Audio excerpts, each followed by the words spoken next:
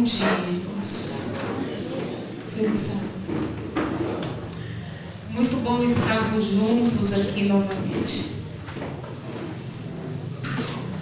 Ontem um irmão chegou para mim e falou assim: sua jornada aqui em Curitiba está acabando, né? Aí foi que a ficha caiu, né?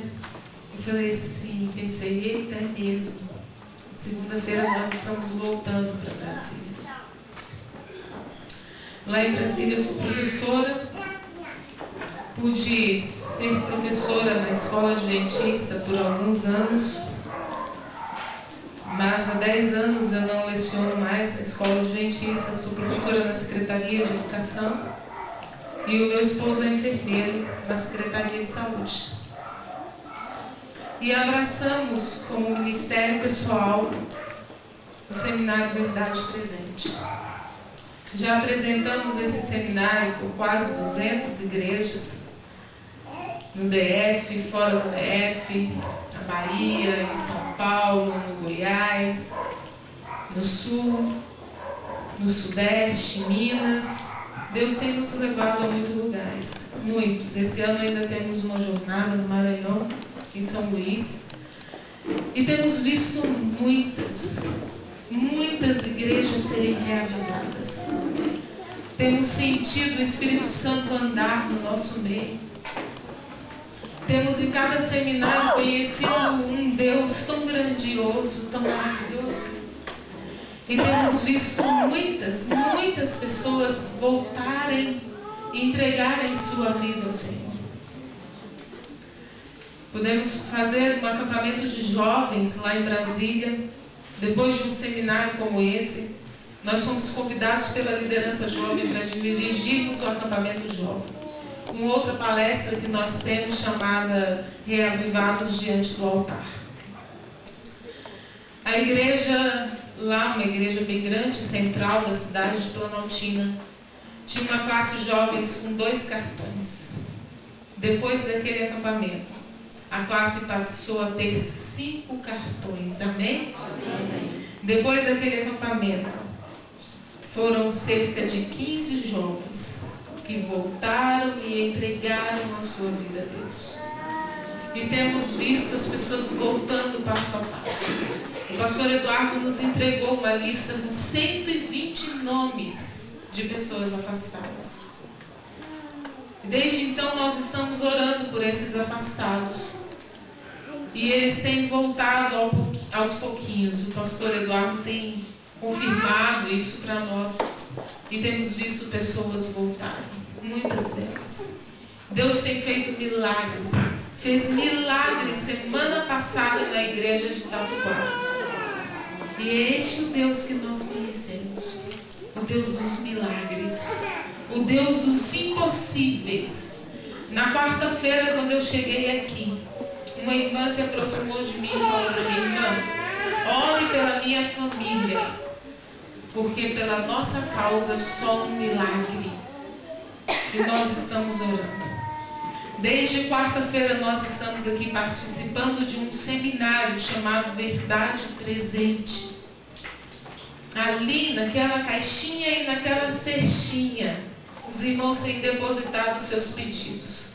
Os pedidos da cestinha, eles voltam conosco para Brasília. E eles ficam com a nossa equipe enquanto nós vivermos. Aqui nós estamos hoje numa equipe reduzida. Tem meu esposo que está lá no som, levanta a mão. Ali, a irmã Maria aqui, faz parte da nossa equipe. E os meus 2 tesouros, o João Pedro e o João Gabriel. O João Pedro, às vezes eu estou pregando numa semana de oração numa igreja e ele está pregando em outra igreja. Amém? Amém. O João Pedro tem como sonho fazer teologia, não é isso, João Pedro? Ele falou assim: mamãe, eu quero fazer teologia, mas eu não quero ser pastor, eu quero ser ancião igual meu pai. Esse é o sonho do João Pedro. Essa é parte da equipe Verdade Presente que veio aqui a essa cidade por pedido do Senhor, para trazer uma mensagem que vai mudar as nossas vidas, que tem mudado vidas. Esses pedidos de oração que são depositados na cestinha, nós colamos num caderno. Temos dezenas de cadernos lá na nossa casa, de cada igreja por onde nós passamos. E nas madrugadas, nós apresentamos esses pedidos diante do altar do Senhor. Mas eu fiquei feliz essa madrugada, porque ao lermos os pedidos, nós lemos um que estava escrito que Deus já havia atendido o pedido dessa pessoa. Amém? E Deus já havia respondido. Então é o Senhor que está no nosso meio. É Ele que está andando entre nós. E Ele que vai falar conosco esta manhã. Nós temos agora pela frente, nesta manhã, 2 horas de sermão pela manhã, 2 horas de sermão pela tarde. Cada dia aqui, o seminário dura em média 1h30 a 2 horas. E são coisas lindas e maravilhosas. Hoje, ao terminar o sábado, ao pôr do sol, fica neste lugar uma igreja diferente. E vocês vão confirmar isso quando terminar o pôr do sol. Tem algum irmão aqui que esteve em Tatuquara que pode confirmar isso levantando a sua mão? É uma igreja diferente que fica, não é? Com pensamentos diferentes, com coração diferente, com sonhos diferentes e com uma esperança muito maior do que a que nós já vínhamos tendo até hoje. Hoje a nossa história começa a mudar e vocês vão ficar maravilhados, encantados e emocionados com as revelações que Deus vai nos fazer a partir desta manhã. Amém? Antes de começar o sermão, eu quero fazer uma oração.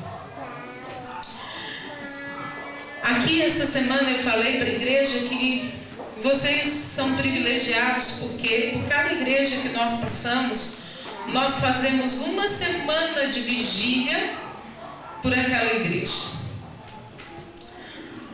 Mas aqui Deus nos moveu a fazer mais. Por Fazendinha nós estamos há mais de 2 semanas em vigília. E Deus nos moveu a fazer mais. Nós estamos em jejum e vigília pela igreja. Todos os dias nós estamos em jejum parcial, a nossa equipe. E estamos em vigília todas as madrugadas por vocês. Mas até então eu não sabia porque Deus estava pedindo tanto. Hoje eu sei. Deus nos trouxe a uma igreja enlutada. Não foi apenas uma família, né, irmã Ivanise, que perdeu entes queridos, né? 2 famílias aqui perderam entes queridos. Além dessas perdas, tem alguns que estão hospitalizados. E tem alguns com câncer em estágio terminal. Deus nos trouxe a uma igreja que está sofrendo, que está em luto, que está chorando.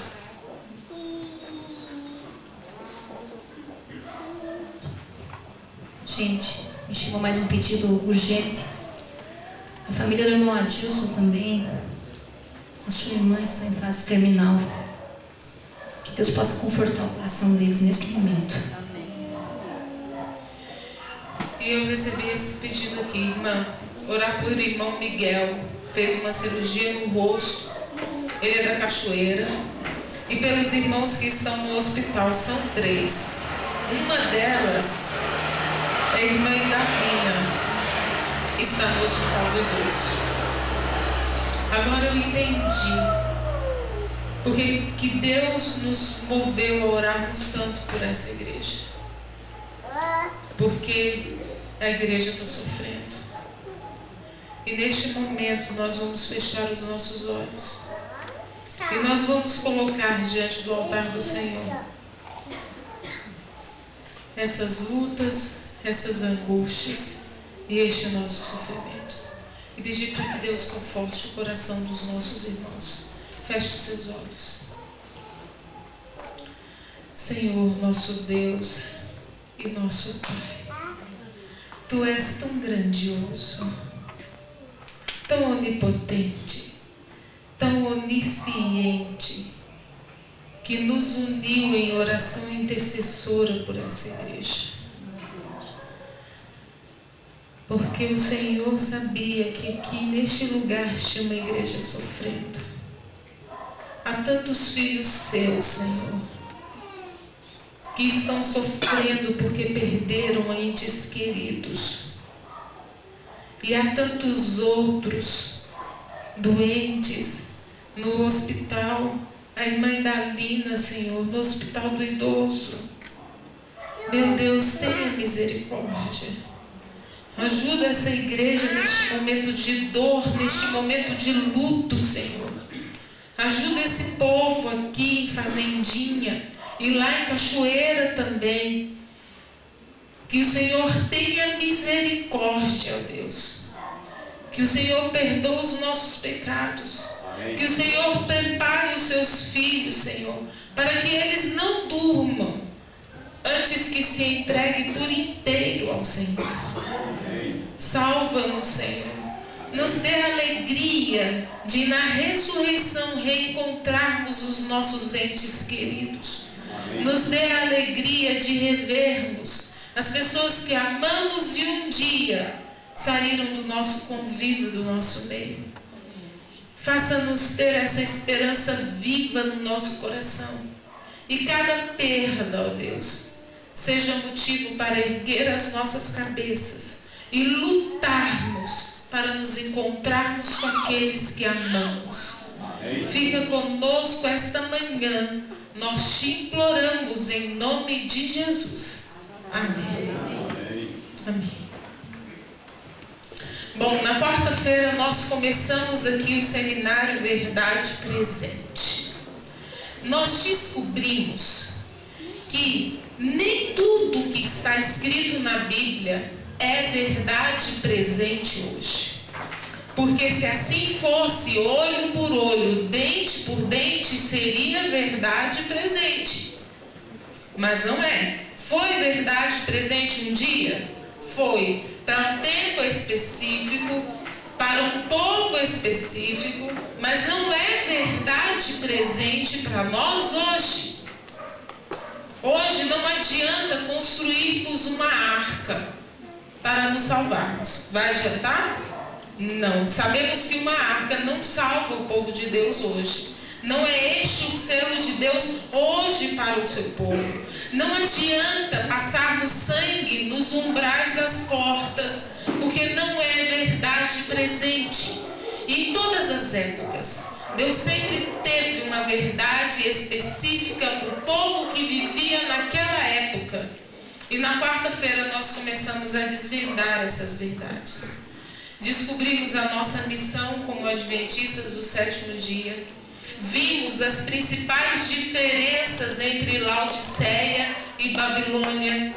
Descobrimos que só existem 2 lugares para todas as pessoas estarem. Ou elas estão em Laodiceia ou estão em Babilônia. Descobrimos que nenhuma das duas se salva.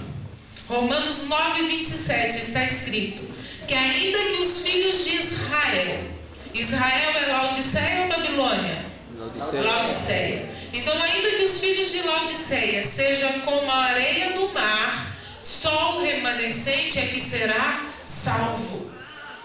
Mas ao descobrirmos que nenhuma das duas se salvava, nós descobrimos também que o remanescente está dentro de uma delas, porque alguém tem que se salvar. Se só o remanescente que se salva, nós descobrimos que ele está em Laodiceia. Descobrimos que precisamos aprender a servir a Deus em Laodiceia, que nós somos servos de Deus, que precisamos deixar de ser adventistas em greve. Sabe aqueles adventistas em greve? Os que dizem: este ano eu não quero cargo, eu estou cansado, só eu que dirijo a música na igreja, todo ano eu sou o diretor de música, por que eu? Não, ano que vem vou dar lugar para outro trabalhar para o Senhor. Eu mesmo quis dizer: Senhor, este ano eu não quero cargo, este ano eu estou em greve. Descobrimos que ao nos tornarmos de adventista em greve, logo nos tornamos uma adventista cristã. não temos carro, não temos compromisso. Então, um sábado estamos na fazendinha, no outro na cachoeira, no outro em sítio cercado, e aí por diante. E vamos visitando as igrejas de Curitiba. Não demora muito, nós somos adventistas do sétimo dia. Descobrimos que qualquer tentativa em sair de Laodiceia e ir para Babilônia, pode colocar o próximo. Ao descobrirmos a nossa missão como adventistas do sétimo dia, na quinta-feira, ficamos encantados ao ouvir o testemunho de uma jovem que já havia levado ao batismo cerca de 4.000 almas. Vimos a nossa condição, vimos que não temos feito nada, vimos que estamos vivendo as últimas cenas, os últimos instantes da história deste mundo, e insistimos em usar como desculpa para nossa frieza, a frieza dos outros. Se o irmão falar um azinho assim, pequenininho, é o suficiente, a gota d'água para nós dizermos: não piso mais o meu pé naquela igreja, não vou mais naquela igreja. Parece que não entendemos que existe joio e existe trigo e que precisamos aprender a conviver com essas diferenças. À tarde nós vamos descobrir como que o remanescente de Deus vive dentro de Laodiceia. Agora nós vamos assistir um vídeo de uma jovem, uma garotinha com 9 anos de idade. Ela não está preocupada com o que pensam sobre ela. Ela não está preocupada se ela vai ter recursos para fazer a obra do Senhor. Uma garotinha com 9 anos que não vê a hora de Jesus voltar. Pode colocar o vídeo.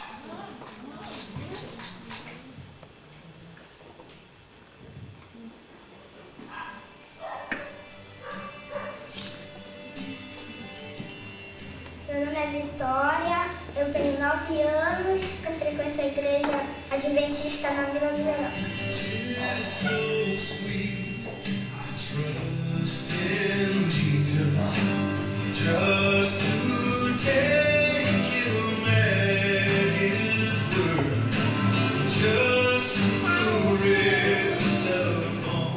A pequena Vitória e seu irmão Daniel moram em uma vila às margens do rio Joroca, em Cametá, interior do Pará.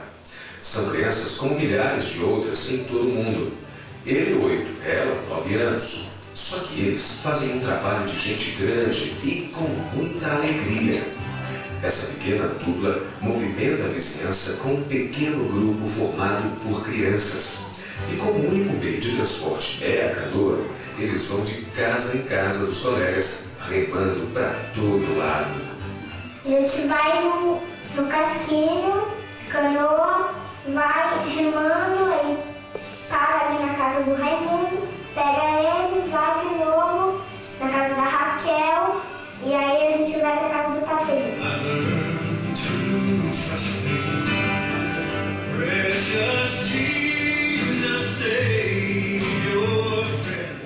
As reuniões são uma festa, e olha que eles fazem tudo direitinho. Primeiro a gente canta o hino, faz oração, aí canta o hino de confraternização, cada pessoa se confraterniza com a outra. E depois a gente deixa um momento livre dos pedidos, agradecimentos que ocorreram na semana. Depois disso, a oração intercessória. Depois da oração intercessória, estudo da Bíblia, e aí depois a gente canta o hino e a oração final. Aí se despede e volta. E o lanche.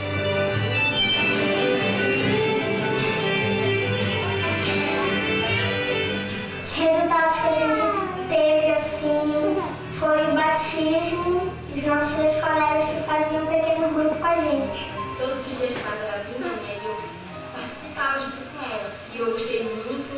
Aí, primeiro eu aceitei o meu irmão, aí eu não quis. Aí depois que eu conversei com a mamãe, aí o pastor veio e conversou comigo. Aí eu aceitei Jesus. Através deles, né, os meus filhos estão dentro, né, e para mim é um apoio, e eles são uma criança muito. Nós cidades, temos que praticamente pagar para pregar o evangelho para as outras pessoas.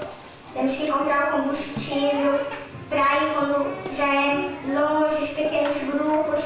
E se as pessoas se apressarem a entregar, Jesus não vai demorar muito novamente.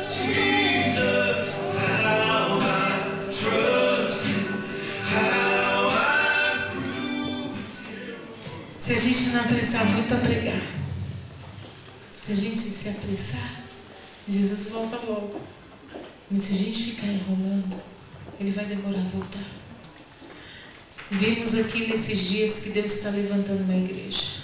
Enquanto o mundo está sendo terrivelmente sacudido, Deus está levantando uma igreja.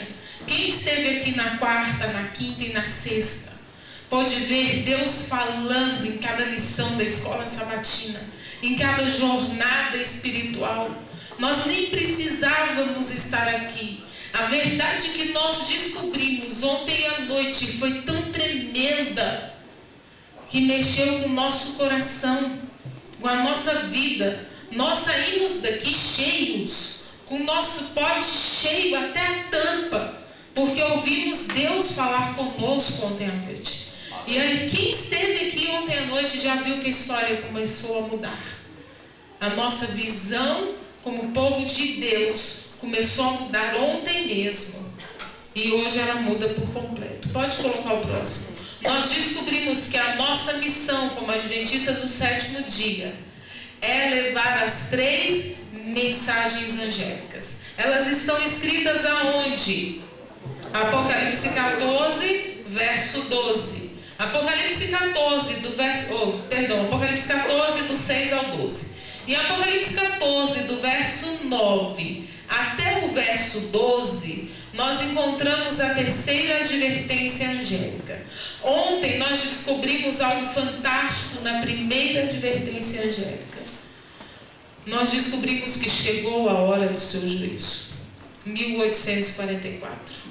E talvez você esteja pensando, bom, mas se o adventista já sabia, todo adventista sabe direitinho que em 1844 Jesus passou do santo para o santíssimo. O que muitos de nós não sabemos, ou fazemos vista grossa, ou fingimos que não sabemos, é que quando o sumo sacerdote entra no santíssimo, começa para o povo de Deus o grande dia da expiação.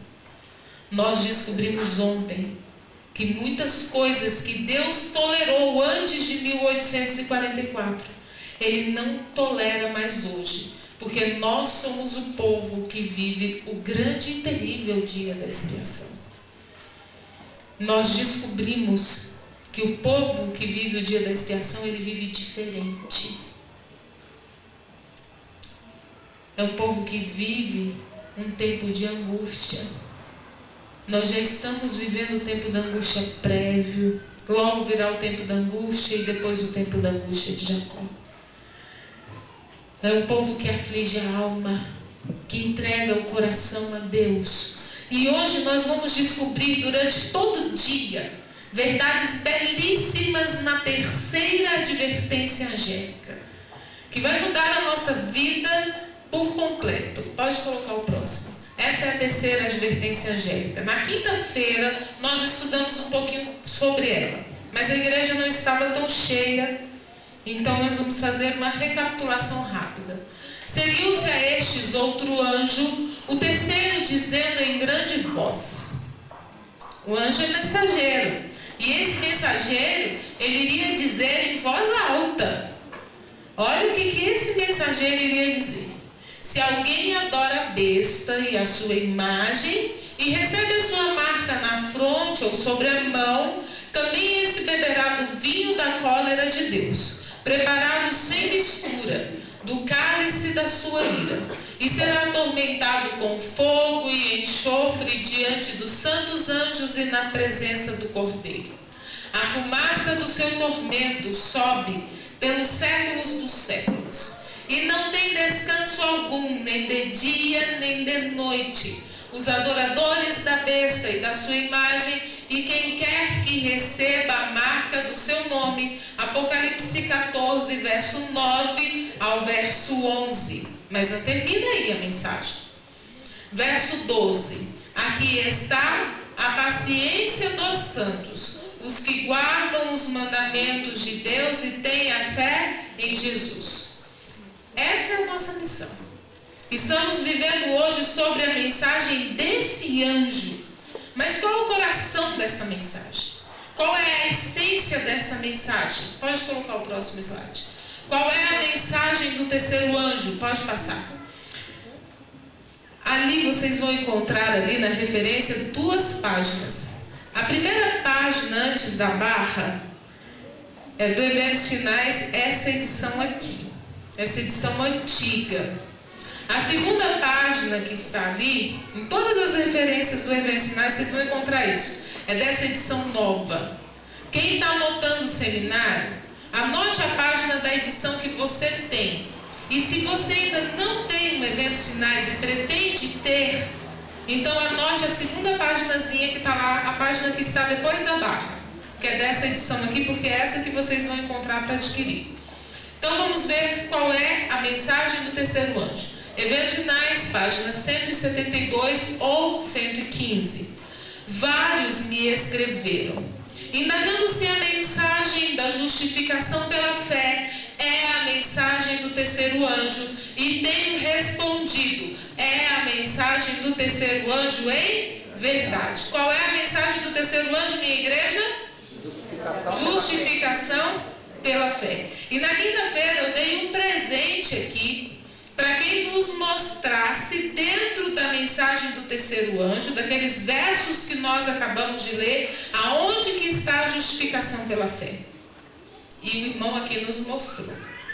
Sabe, para entendermos a justificação pela fé, nós temos de entender a justiça de Cristo e temos de descobrir como que ela se manifesta na nossa vida. O maior exemplo que eu vejo na Bíblia de justificação pela fé é a história de Maria Madalena. Quando Maria Madalena foi levada até Jesus, Jesus perguntou: aonde estão os teus acusadores? Ninguém ficou aqui para te condenar. Ninguém, Senhor. Eu também não te condeno. O mundo, as igrejas lá fora têm parado a história disso aí. Eu também não te condeno. Mas a história terminou aí? Maria Madalena estava justificada pela fé? A história continua. Vá e não peques mais. Jesus é a nossa justiça. Mas para que a justiça de Cristo se manifeste na minha vida, eu tenho que parar de pecar. Pode colocar o próximo. Em que se manifesta a justiça de Cristo? Em sua grande misericórdia enviou o Senhor preciosa mensagem a seu povo por intermédio dos pastores Wagner e Jones. Essa mensagem devia pôr de maneira mais preeminente diante do mundo o Salvador crucificado. O sacrifício pelos pecados de todo mundo apresentava a justificação pela fé no fiador. Convidava o povo para receber o quê? A justiça de Cristo. Vamos ler juntos? Que se manifesta. Como é que a justiça de Cristo se manifesta na minha vida? Quando eu obedeço a todos os mandamentos de Deus. Então, em que texto, na terceira mensagem angélica, em que versículo está a justificação pela fé? Versículo 12. No versículo 12. Aqui está a paciência dos santos, os que guardam os mandamentos de Deus e têm a fé em Jesus. Aí está a justificação pela fé. Deus vem guiando esta igreja para fazer o seu povo remanescente entender que nós temos uma obra para terminar. A escola sabatina é o coração da igreja. Olhem só, nós recebemos uma lição da escola sabatina falando sobre vestes da graça. O que nós estudamos aqui? O que nós estudamos? Justificação pela fé. Depois nós recebemos uma lição sobre adoração, que está dentro da mensagem do primeiro anjo. Recebemos uma lição com o título O Evangelho em Gálatas. O que nós estudamos aqui? De novo, justificação pela fé. Na verdade, estudamos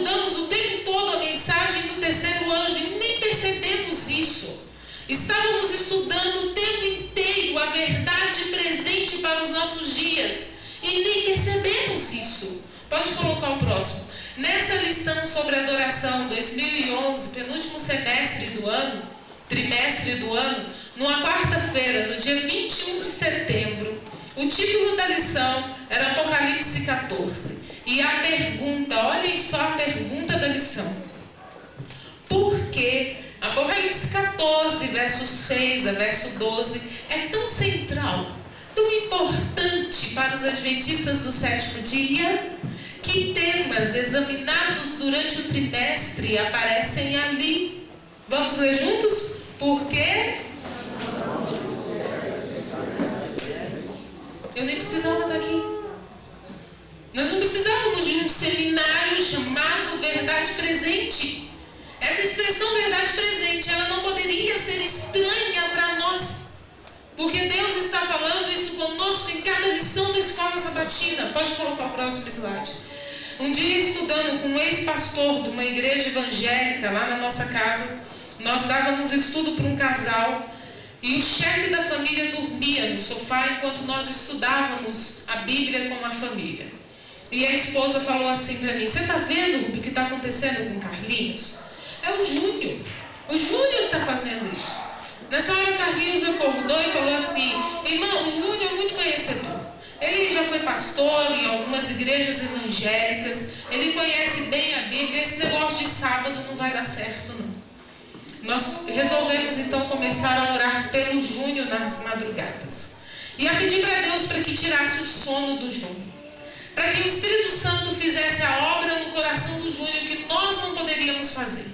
Alguns meses depois eu recebi uma ligação no meu celular. Quem era? O Júnior. Falou para minha irmã: Ruber, eu estou perturbado, não estou conseguindo dormir. Peguei o seu telefone com o meu cliente, eu preciso conversar com vocês, eu gostaria de ir à sua casa. Tudo bem, Júnior? Pode vir, as portas da nossa casa estão abertas para você. E ele foi à nossa casa numa quinta-feira à noite. Chegou às 8 horas da noite e saiu da nossa casa às 1 hora da manhã. As últimas palavras do Júnior foram estas: aonde que eu me batizo? Amém? Amém. O Júnior falou assim para mim: irmã, eu amo tanto, tanto meu Deus, que eu não sei mais o que eu faço para agradar. Eu já dormi no altar da igreja.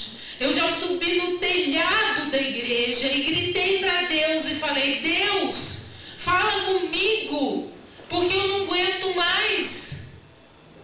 Irmã, eu pregava manhã, tarde, noite. Quando terminava o último culto, que todos os fiéis iam embora, sabe qual era o meu prazer? Era lavar a igreja todinha, porque eu me sentia um resto de ser humano, um lixo. E lavar a igreja de Deus era a coisa mais linda que eu poderia fazer. Era digno demais para mim, ser humano pecador, do jeito que eu me sinto. Eu não sei o que eu faço para agradar a Deus. E eu falei para o Júnior: Júnior, abra sua Bíblia em João 14:15.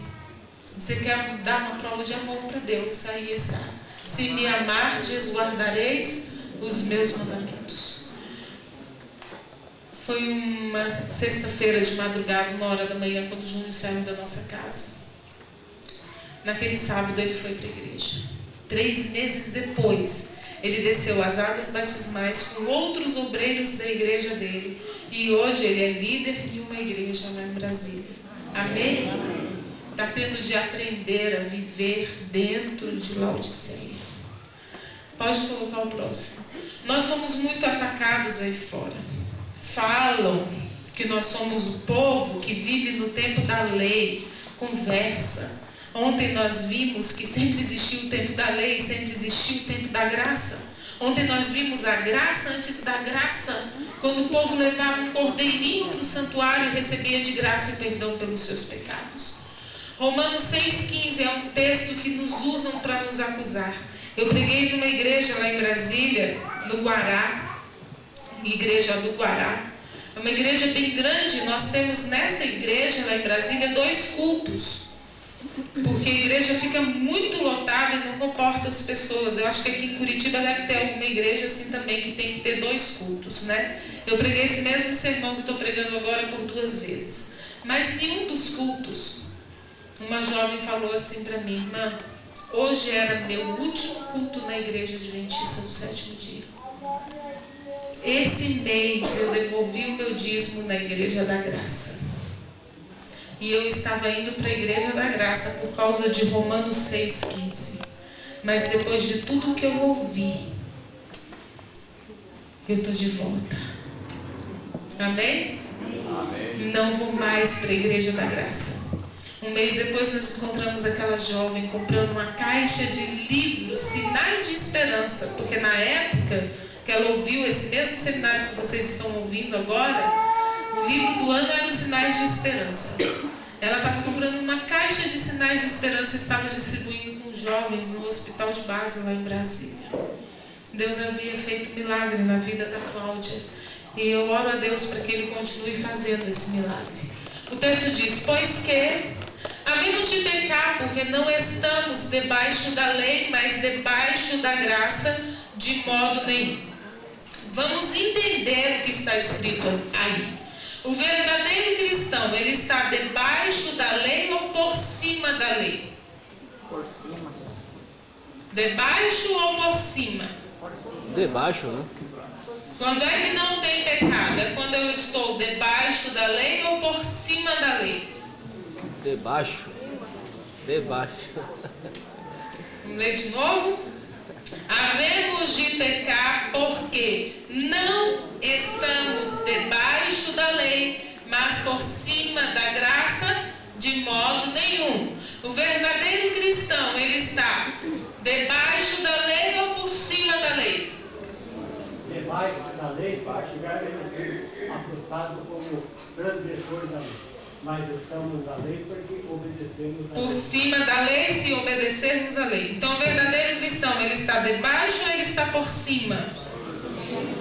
Por cima, né? Se não estamos debaixo, é porque estamos por cima. Qual é a condição para nós estarmos por cima da lei? Ser um verdadeiro cristão? O irmão já respondeu aqui. Não transgredir os mandamentos. Só que as pessoas lá fora, elas querem ver isso escrito na Bíblia. Abra sua Bíblia em Deuteronômio 28. Às vezes a gente usa alguns exemplos não adianta. Elas querem ver escrito. Deuteronômio 28, verso 13. E o Senhor te porá por cabeça, e não por cauda. E só estarás aonde? Por cima e não por baixo. Se o quê? Se obedeceres aos mandamentos do Senhor teu Deus, que eu hoje te ordeno para os guardar e cumprir. Então, quando é que eu não estou debaixo da lei? Quando eu obedeço. Volta o slide. Pois que, havemos de pecar porque não estamos debaixo da lei, ou seja, havemos de pecar porque guardamos os mandamentos de Deus. Certo ou errado? Certo ou errado? Pois que havemos de pecar porque não estamos debaixo da lei, é o mesmo que dizer, havemos de pecar porque guardamos os mandamentos de Deus. Certo ou errado? Errado? Havemos de pecar porque não guardamos os mandamentos de Deus? É essa então a construção correta? Porque não guardamos? Como é que fica aqui a construção certa? Havemos de pecar porque não estamos debaixo. Se eu não estou debaixo, eu estou aonde? Por cima. Passa o slide, Deuteronômio 28. Se eu estou por cima, o que eu vou fazer? Obedecer aos mandamentos do Senhor. Volta o slide. Havemos de pecar porque obedecemos os mandamentos do Senhor? Porque guardamos os mandamentos do Senhor e temos a fé em Jesus, ou seja, e dependemos da graça de Jesus de modo nenhum. Sabe o que é a pergunta que foi feita aqui? Havemos de pecar porque somos justificados pela fé? O que está escrito aqui é o que está escrito em Apocalipse 14, verso 12. Os santos são os que guardam os mandamentos de Deus, ou seja, são os que não estão debaixo da lei e têm a fé de Jesus, ou seja, os que estão debaixo da graça. Isso aqui é justificação pela fé. É a mensagem do terceiro anjo. É a mensagem que nós vamos dar para o mundo. Pode colocar o próximo slide. Mas dentro da mensagem do terceiro anjo tem algo mais. Tem um processo de selamento. Tem pessoas que estão recebendo a marca da besta. Nós estamos advertindo essas pessoas para terem cuidado com a marca da besta. E tem pessoas recebendo a marca ou o selo de Deus. Mas qual é o selo do Deus vivo? Qual é o selo de Deus? Isaías 8,16. Resguarda o testemunho e sela o quê? A lei no coração dos meus discípulos. Qual é o selo de Deus, então? A lei de Deus. Toda a lei de Deus. Não apenas o sábado, mas toda a lei de Deus. E por que nós chamamos, então, o sábado de selo de Deus? Porque é o único mandamento que contém os sinais de um verdadeiro selo. As características de um verdadeiro selo. Pode passar o próximo slide. Qual é o sinal que contém as características do verdadeiro selo, o selo do Deus vivo? Pode passar. Ezequiel 20:20. E santificai os meus sábados. Santificai é tornar santo, é tornar separado. E separai os meus sábados. Santificai os meus sábados. E eles servem. É isso que está escrito? Não. E eles servirão. De tarde nós vamos entender por que esse verbo está no futuro. E eles servirão de sinal entre mim e vós, para que saibais que eu sou o Senhor vosso Deus. Sabe, eu sou adventista há um pouco mais de 20 anos. Só tenho vivido e pregado reavivamento e reforma há mais ou menos uns 7 anos. Pregado mesmo seminário Verdade Presente há mais ou menos 5 anos. Mas buscado viver há uns 7 anos na nossa vida. Eu e meu esposo. Quando eu conheci a igreja adventista, eu vim da igreja católica. E eu amava. Não era batizada na igreja católica porque meus pais decidiram não batizar nenhum dos filhos em nenhuma igreja. Então eu só me batizei mesmo na igreja adventista. Nunca fui batizada em outra igreja. Nos meus 15 anos eu falei para minha mãe que eu não queria uma festa, eu não queria uma viagem. Meus pais eram empresários lá em Brasília. E eu falei que eu não queria nada. Eu filha única, a única filha mulher. Eu acho que minha mãe sonhava com uma festa de 15 anos para mim, mas eu escolhi ficar com Maria. E eu fui para um encontro chamado Marial. Mas depois Deus me apresentou a igreja adventista, eu conheci a verdade. E quando eu entrei na igreja adventista, me falaram do surgimento de uma lei dominical. Que ia aparecer um decreto dominical. E todas as pessoas iriam ser obrigadas a terem os seus cultos de adoração a Deus no domingo.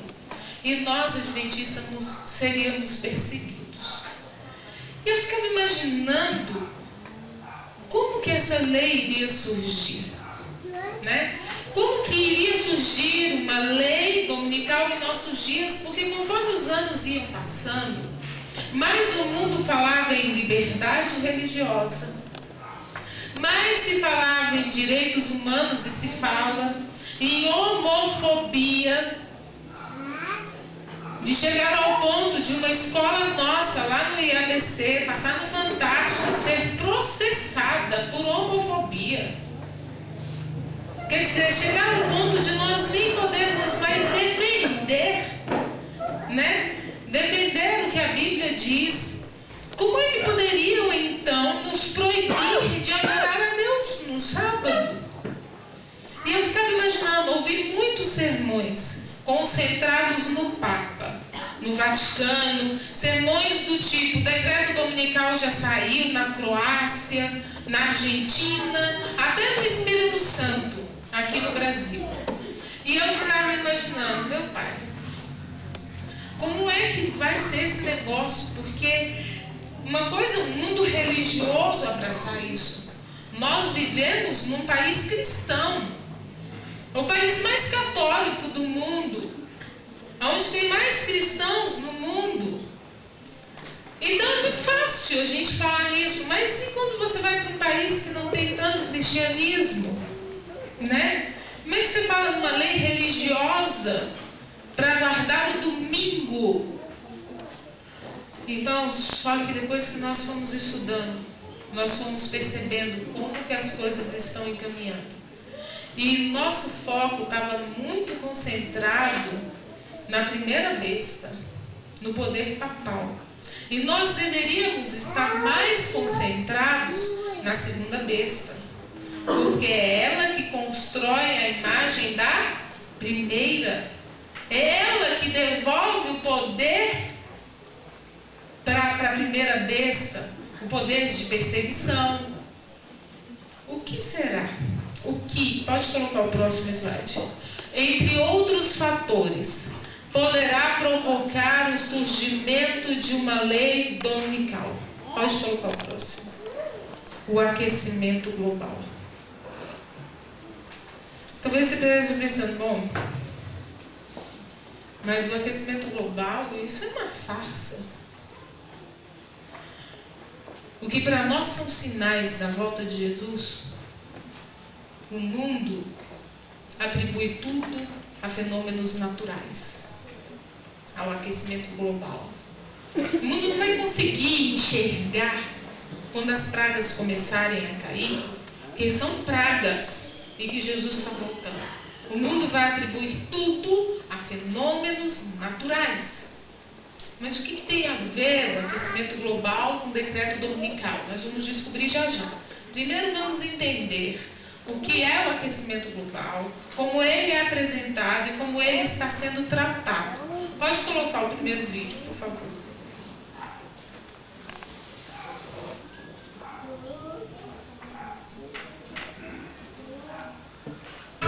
O sertão vai virar mar? Nem tanto. Mas o avanço do nível dos oceanos é uma ameaça presente, efeito da mudança climática. Em dezembro, uma ilha inteira do Pacífico Sul desapareceu.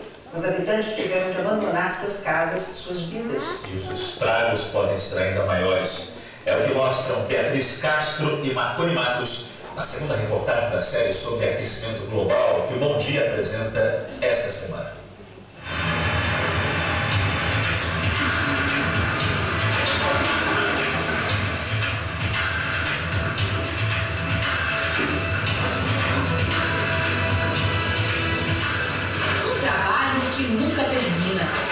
Os dias, o tratorista recoloca as pedras que o mar insiste em remover da muralha de proteção. Ele nem imagina o que é aquecimento global, mas sabe muito bem que a água está avançando e que é preciso defender a avenida e o calçadão da praia mais famosa de Pernambuco. Não pode ter descanso aqui não. Não. Sempre, todo dia é assim. Tratores trabalham diariamente num trecho de 2,5 km de praia. A medida paliativa custa à prefeitura R$1,5 milhão por mês. Em alguns trechos da praia de Boa Viagem no Recife é só uma lembrança. Segundo os pesquisadores da Universidade Federal de Pernambuco, nos pontos mais críticos o mar avançou até 12 metros. A força das ondas cavou a areia a uma profundidade de quase 4 metros. Toda essa área cheia de pedras era coberta com vegetação 10 anos atrás. Hoje, para chegar até a praia, é preciso usar a escada. Na maré cheia, a praia desaparece completamente. Este retrato do avanço do mar aqui em Boa Viagem é apenas uma pequena amostra de um problema que o aquecimento global tende a agravar ainda mais.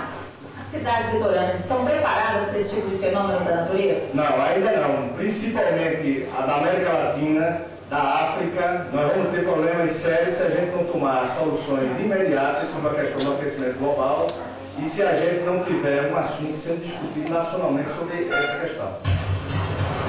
A preocupação é ainda maior com o alerta lançado por glaciologistas sobre a Groenlândia. A capa de gelo formada há milhares de anos derrete num ritmo acelerado, uma velocidade 3 vezes maior do que se registrava antes de 2004, garantem os cientistas. Segundo os oceanógrafos, a cada metro que o mar sobe, engole em média 1 quilômetro de costa. O aquecimento global, ele cria fissuras no topo da geleira.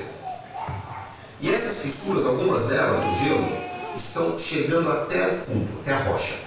E essa água está chegando na rocha. E ela lubrifica o atrito da geleira com a rocha. E aí está acelerando o escorregamento da geleira.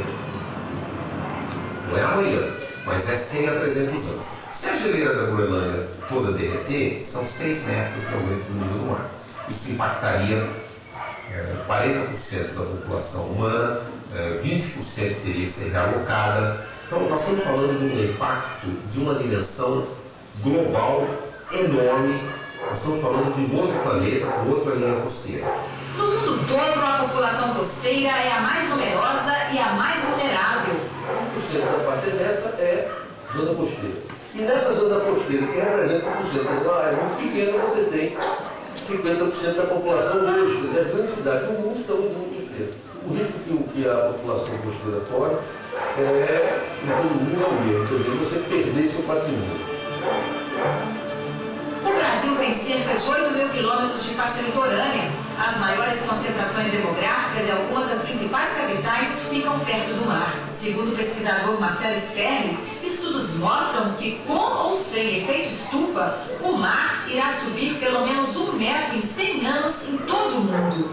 Veja só o que pode acontecer com o Rio de Janeiro em 50 anos nas famosas praias de Copacabana, Ipanema e Leblon. A água tomaria a praia, o calçadão e inundaria até os prédios com o metro quadrado mais caro do Brasil. Na região de Marambaia, a faixa de areia que divide a restinga da Baía de Sepetiba está cada vez menor. A água já invade a Bahia e traz sedimentos que podem prejudicar a operação do porto de Sepetiba. Com o aumento do nível do mar, a intrusão de água salina aumenta. E ela pode contaminar o depósito de água subterrânea. Isso, em nível mundial, é muito preocupante, porque tem muitos lugares, principalmente os mais secos, que esses depósitos são fundamentais para as cidades. Eles vão ter que buscar água para a população em outro lugar. Segundo esse cientista, o derretimento de todo o gelo da Groenlândia estava previsto para quando? 100 a 300 anos. Um impacto mundial que muda toda a linha costeira de todo o planeta. E a maior parte da população mundial vive em zona costeira. É claro que você não vai ver a mídia dando ênfase a isso, como dá outros casos, como do goleiro Bruno, dos Nardones, porque se a mídia der ênfase a isso, vai causar um impacto mundial e nós vamos ver um êxodo ao contrário. As pessoas saindo das grandes cidades, indo para o interior do país, sem emprego, sem os seus bens, e aí o planeta entra num caos sem precedentes. Só que existe uma outra previsão, mais recente do que esta que nós vamos ouvir agora.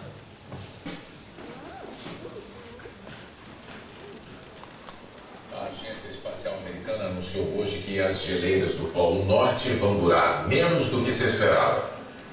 A imensidão de neve no Ártico parece inesgotável, mas basta mudar o ângulo para notar a ameaça no ponto extremo do planeta.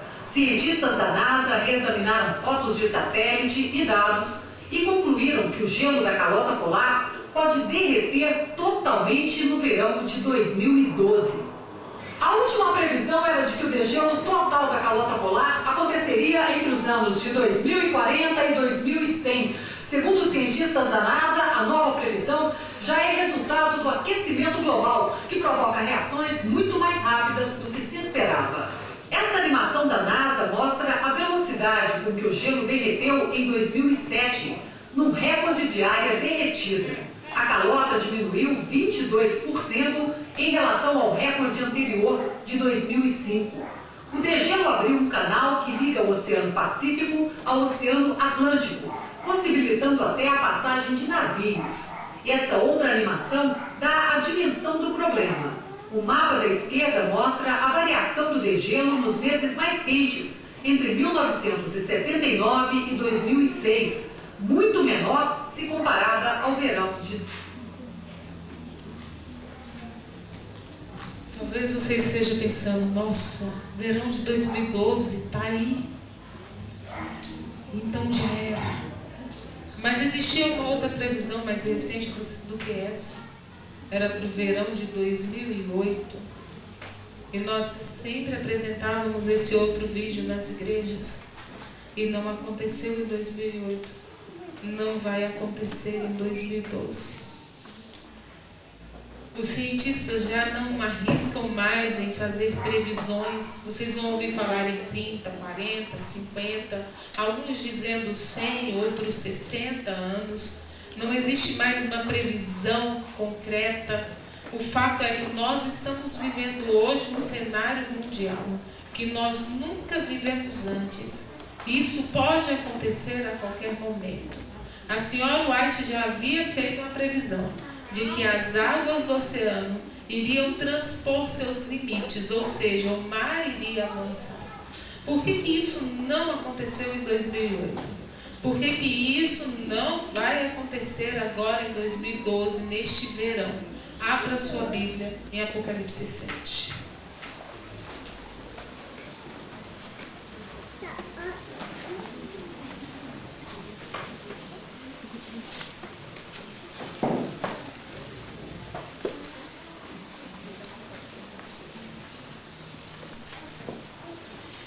Versículo 1. E depois destas coisas, vi 4 anjos que estavam sobre os 4 cantos da terra, retendo os 4 ventos da terra, para que nenhum vento soprasse sobre a terra, nem sobre o mar, nem sobre árvore alguma. E vi outro anjo subir da banda do sol nascente, e que tinha o selo do Deus vivo, e clamou com grande voz aos 4 anjos a quem fora dado o poder de danificar a terra e o mar, dizendo: não danifiqueis a terra, nem o mar, nem as árvores, até que hajamos assinalado nas suas testas os servos do nosso Deus. Por que isso não aconteceu ainda? Porque você precisa receber o selo de Deus. Os anjos estão retendo os ventos, porque alguém clama por você. As orações intercessoras que nós temos feito são orações clamando a Deus, para que Deus mande os anjos reter esses ventos um tempinho mais, para que você tome a sua decisão. Só que eu vou te dizer uma coisa. Eu não sei por quanto tempo os anjos vão reter esses ventos. Eu não sei se por mais 10, por mais 15, 20, 50 anos. Eu não sei por mais quanto tempo eles vão reter esses ventos. Eu só sei te dizer uma coisa. Nós nunca tivemos no cenário mundial um cenário como o que nós temos agora. Este planeta nunca esteve tão preparado para receber as pragas como nós estamos agora. Nenhuma das pragas caem pedras do peso de 1 talento. E quando você ver o vídeo, você vai entender por que Deus fez questão de dizer o peso dessas pedras. Peso de 1 talento, aproximadamente uns 40 quilos. Por que Deus fez questão de dizer? Você sabia que essas pedras já estão rondando sobre nossas cabeças? Vejam o vídeo.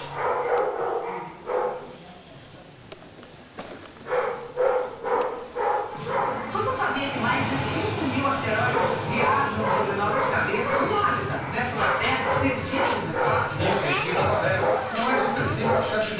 se explicar no nosso planeta. O último a cair foi esse no Peru. O sorte era pequeno e não feriu ninguém. Mas quando virá o próximo? Asteroides são imensos blocos de rocha ou metal perdidos no espaço há milhões de anos. 30 metros era o diâmetro aproximado de um objeto que atingiu a Sibéria em 1908. Ele se desintegrou no ar e nem bateu no chão. Foi o suficiente para devastar uma área de 2.000 km² de floresta. Hoje, os supertelescópios estão voltados para um inimigo do tamanho de um estádio de futebol. É um asteroide chamado Apophis. Existe uma chance pequena, porém nada desprezível, de que o Apophis atinja a Terra em menos de 30 anos. Seria por volta de 2036. Provocaria uma catástrofe climática. Chuvas ácidas, diminuição drástica da temperatura, tempestades de poeira e deixaria o planeta nas trevas do tempo. Nós sabemos que esse grandão não cai antes da volta de Jesus, porque só caem os que pesam até 40 quilos, um peso de andamento. Nenhuma das pragas. Morrem todos os animais aquáticos. E eu ficava imaginando, mas será que os ímpios não vão ver que isso são pragas? Todos os animais morrendo no rio, no mar, tudinho. E não vão perceber, porque a Bíblia diz que os últimos dias seriam como os dias de Noé. Vão casar e se dar em casamento, não vão perceber. E detalhe, vão ter que atribuir essa morte a alguma coisa. Vão atribuir ao aquecimento global. A senhora White disse que nós já estamos recebendo gotas das pragas. Vejam como os anjos estão retendo os ventos.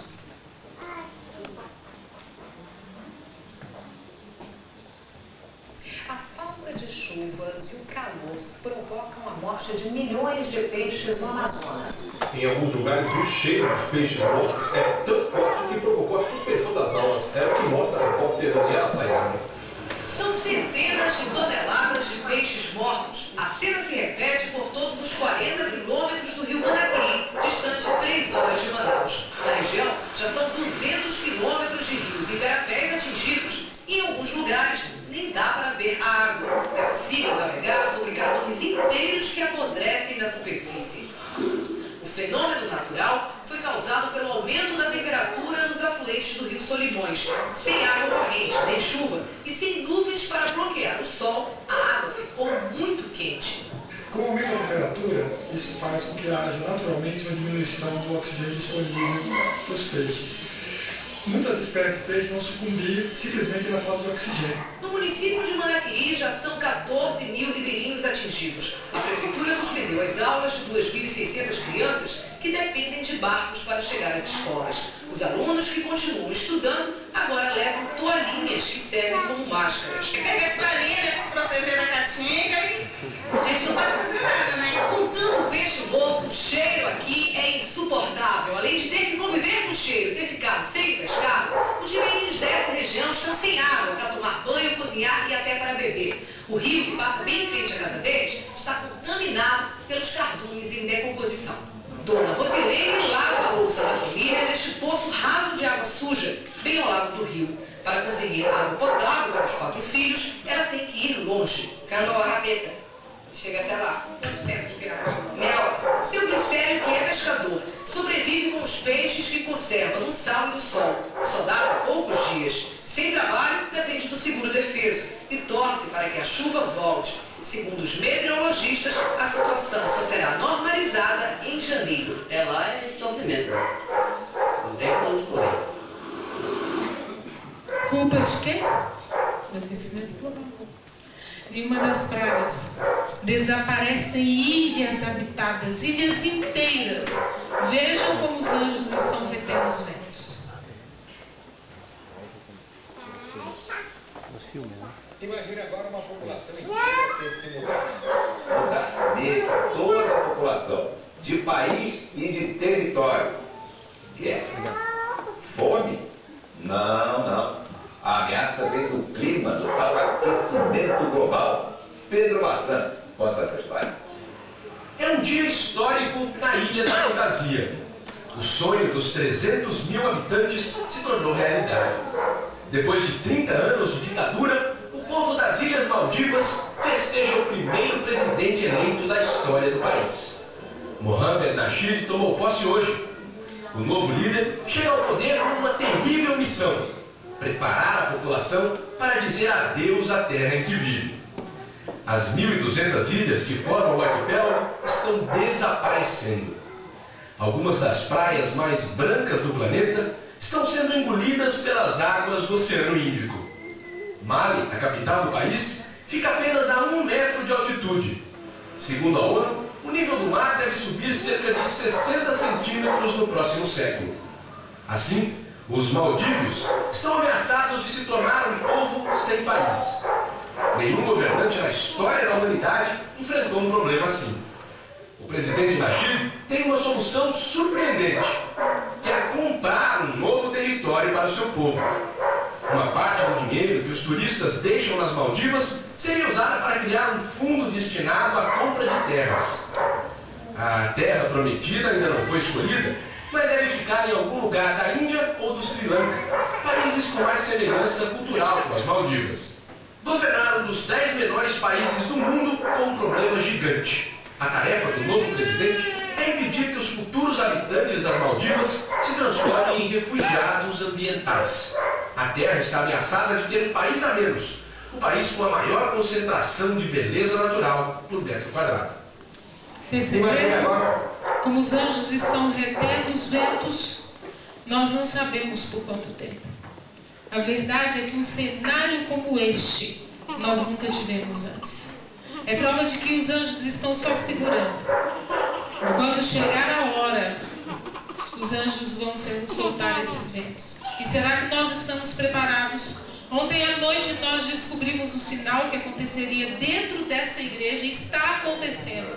E queria mostrar para o povo remanescente que nós estaríamos imediatamente antes do fechamento da porta da graça. Nós estamos neste momento imediatamente antes do fechamento da porta da graça e muito mais imediatamente antes do decreto, porque a porta da graça não fecha antes do decreto. Primeiro o decreto, depois o fechamento da porta da graça. Pode colocar o próximo slide. Eventos finais, página 22 e 23 ou 16. Nas últimas cenas da história terrestre, graçará a guerra. Haverá epidemias, pragas e fomes. As águas do oceano transporão seus limites, avanço do mar. Propriedades e vidas serão destruídas pelo fogo e por inundações. Deveríamos estar nos preparando para as mansões que Cristo foi preparar para os que o amam. Revista Veja, aquecimento global, os sinais do Apocalipse. A revista Veja, maio de 2008, vejam só, nós já estamos em 2012, afirma que já começou a catástrofe causada pelo aquecimento global, que se esperava para daqui a 30 ou 40 anos. A ciência não sabe como reverter seus efeitos. A saída para a geração que quase destruiu a espaçonave Terra é adaptar-se a furacões, secas e inundações e incêndios florestais. Eu pergunto para a minha igreja: secas, furacões, inundações, incêndios florestais são fenômenos adaptáveis ao ser humano, sim ou não? Sabe com quem está a saída para a espaçonave Terra? Está com os adventistas do sétimo dia. Porque só não recebem as pragas quem tiver o selo de Deus. Só não recebem as pragas quem estiver selado. Quem receber a marca da besta vai receber essas pragas. Os ímpios vão abrir suas torneiras e vão ter sangue dos mortos. Os justos abrirão suas torneiras e terão água limpa. Nós estaremos protegidos das pragas. A saída está nas nossas mãos. E por isso nós vamos para o alto clamor, com grande força, com o poder da chuva serôdia, levando o selo do mundo para todas as pessoas. E você deve estar pensando, bom, mas o que isso tem a ver? O aquecimento global com o decreto dominical. Como é que isso provoca o surgimento de uma lei dominical? Simples. Muito simples. Todas as soluções para as mudanças climáticas, elas são caríssimas. Ano após ano, os países estão se reunindo. Os líderes mundiais estão se reunindo em conferências de mudanças climáticas, em conferências para estudarem soluções para as questões climáticas. Agora, recentemente, nós tivemos a Rio+20 aqui no Brasil. Estão se reunindo para prover soluções, mas todas as soluções são caras. Cada catástrofe, os países vão se afundando cada vez mais em dívidas. E o mundo está pedindo, o povo está pedindo. Sabe quem vai provocar o surgimento da lei dominical? É o povo, é o poder popular, o povo pedindo. E como é que esses governantes vão fazer para tranquilizar o clamor popular? Uma lei bem simples: parar um dia na semana para a terra poder descansar. Olha só, daqui a alguns meses nós vamos mudar o nosso relógio, nós vamos colocar o nosso relógio no chamado horário de verão. Aqui em Curitiba tem, não tem? Horário de verão. A questão é ambiental, economia de energia. Eu pergunto para vocês, é possível alguém aqui na cidade de Curitiba bater o pezinho no chão e dizer: esse ano eu não vou seguir o horário de verão, e ter uma vida normal, conseguir trabalhar, estudar normalmente? É possível? Não. Esse horário de verão alcança ateus, espíritas, budistas, judeus, qualquer religião. Para todos os efeitos, não é uma lei religiosa. E assim vem o decreto dominical. Não como uma lei religiosa, mas uma lei para salvar o planeta. E aí todos abraçam. E a lei saindo, aí sim, a imagem da besta está construída, porque é tudo que o Vaticano quer. O Vaticano já tem uma lei. Lá na Igreja Católica já tem um decreto dominical. Os católicos, eles guardam domingo, do jeito deles, mas para eles o dia do Senhor é o domingo. Eles já têm essa lei. Agora, quando o mundo lançar esta lei para salvar o planeta, aí a imagem fica construída. Aí eles recebem de volta poder, recebem autoridade, porque vai ter uma lei mundial, apoiada pelos governos, pelos parlamentos, para salvar o planeta. Não é uma ideia do povo adventista, não é uma ideia da irmã Rubem. Já saiu num jornal de grande circulação no país, uma revista de grande circulação. Pode colocar o próximo slide. Revista Veja, retrospectiva de 2007. Pode passar. Eu só escaneei a revista. O leitor Sérgio Santelli, de Diadema, São Paulo, acha que estamos diante de uma nova religião de fanáticos. O combate ao aquecimento global se tornou a maior religião urbana de alcance planetário de que se tem notícia. Uma celebridade da Globo saiu-se com esta: ou cada pessoa planta pelo menos 12 árvores, ou toda a sociedade para um dia na semana suas atividades para a terra poder descansar. Outro dia um colega também ouviu isso de um professor na Faculdade de Engenharia Ambiental onde estuda, sugerindo inclusive o dia, o domingo. Coincidência ou não, li notícias sobre a dimensão ecológica do domingo. A ideia já saiu numa revista de grande circulação no nosso país. A ideia está com as ONGs. As ONGs já têm essa ideia. O mundo está se reunindo em conferências. Teve uma grande conferência sobre o clima, a conferência de Copenhague, COP15. A expectativa mundial foi tremenda para a COP15, porque um fracasso acabaria com todas as esperanças. Pode colocar o vídeo da COP15.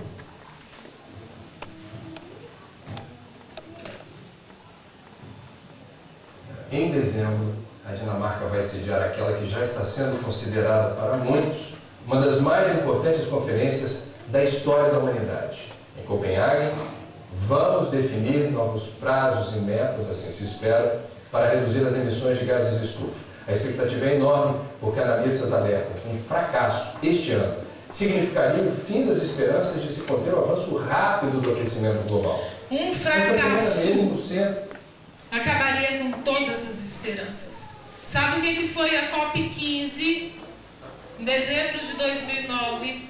Foi um fracasso.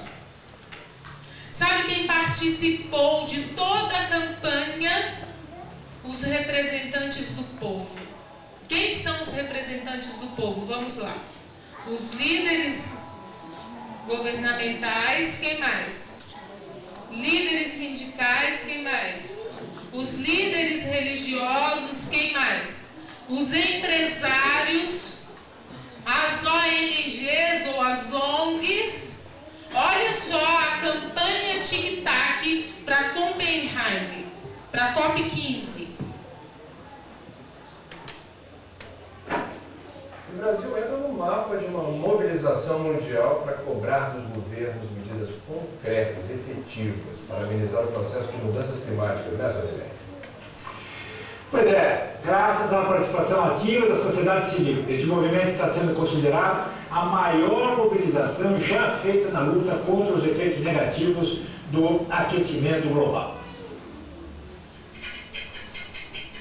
There's still time.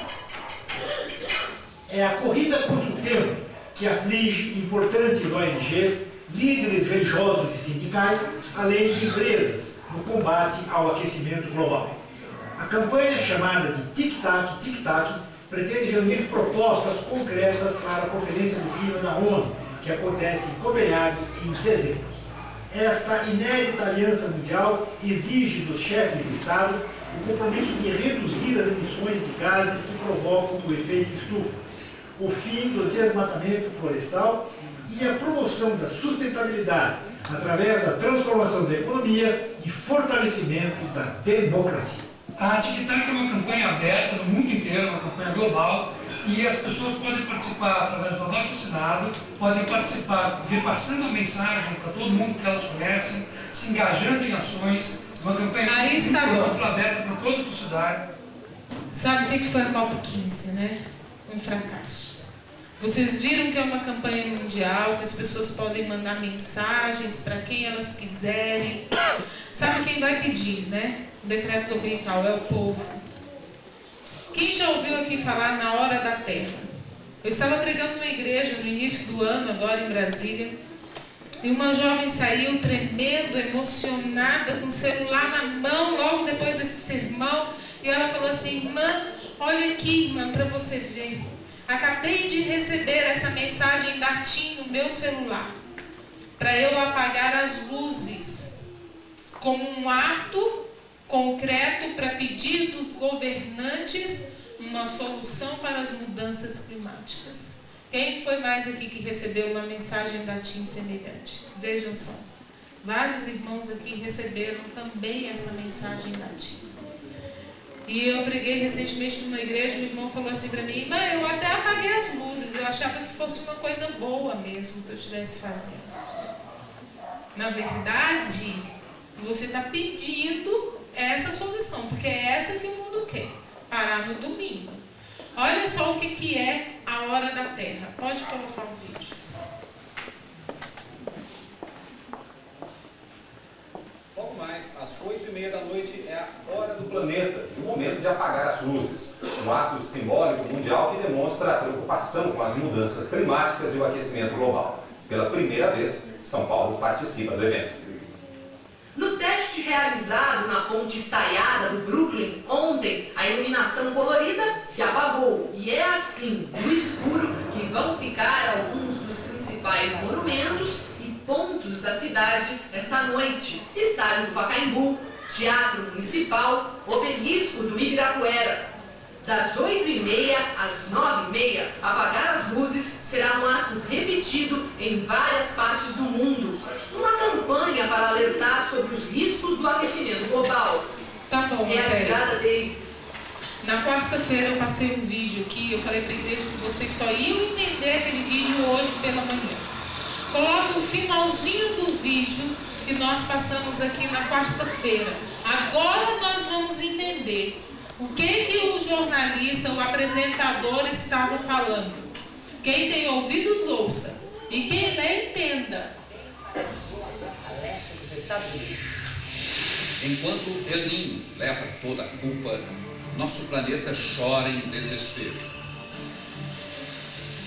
300 milhões de pessoas já sofrem todos os anos as consequências do aquecimento, perdendo suas casas ou meio de vida. O que vamos fazer? Imagens da COP15. Até quando vamos continuar? A hora da Terra apagando as luzes.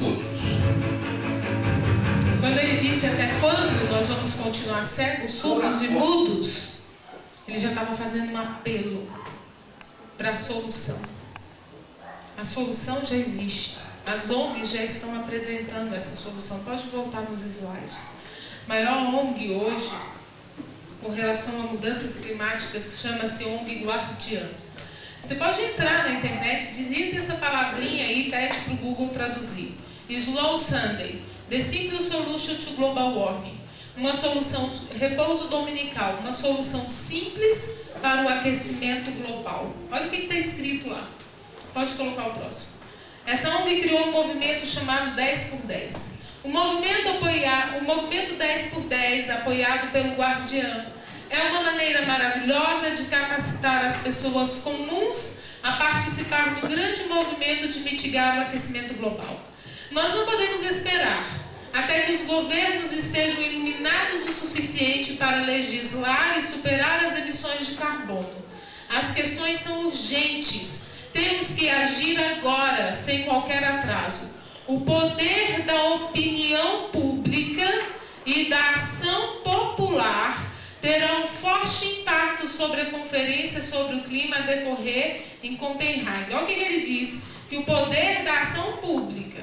Uma coisa que podemos facilmente fazer para alcançar este objetivo, podemos declarar o domingo um dia livre de combustível fóssil, ou um dia de baixo carbono, ou pelo menos um dia de economia de energia. Podemos começar esta semana, este mês ou em 2010. Podemos começar individualmente e coletivamente. O poder da opinião pública. Volte aos slides.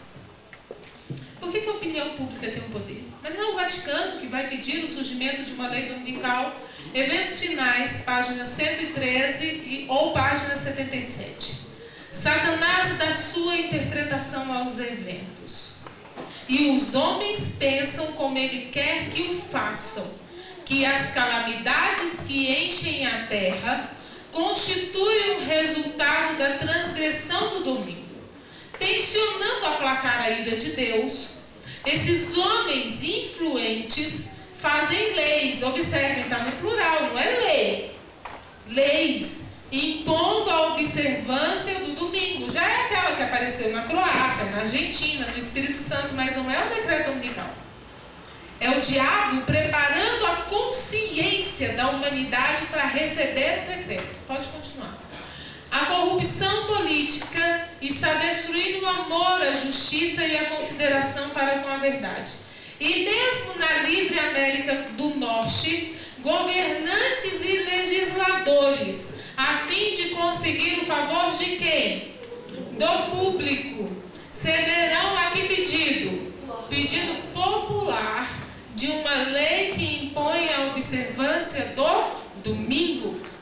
Parece até que os líderes da ONG Guardiã conhecem a profecia e sabem que a ação popular é que vai pedir uma lei.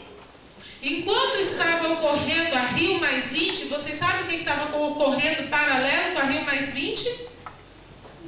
A Cúpula dos Povos. Um movimento organizado, um movimento popular organizado. Antes disso, a Igreja Católica fez uma semana da família, que nós vamos ver já já o vídeo.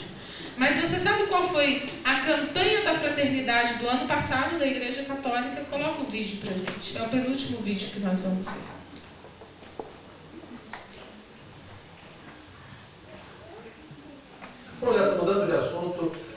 CNBB, Conferência Nacional dos Bispos do Brasil, lançou a campanha da fraternidade desse ano. Começou a quaresma. Passando do profano para o sacro, né?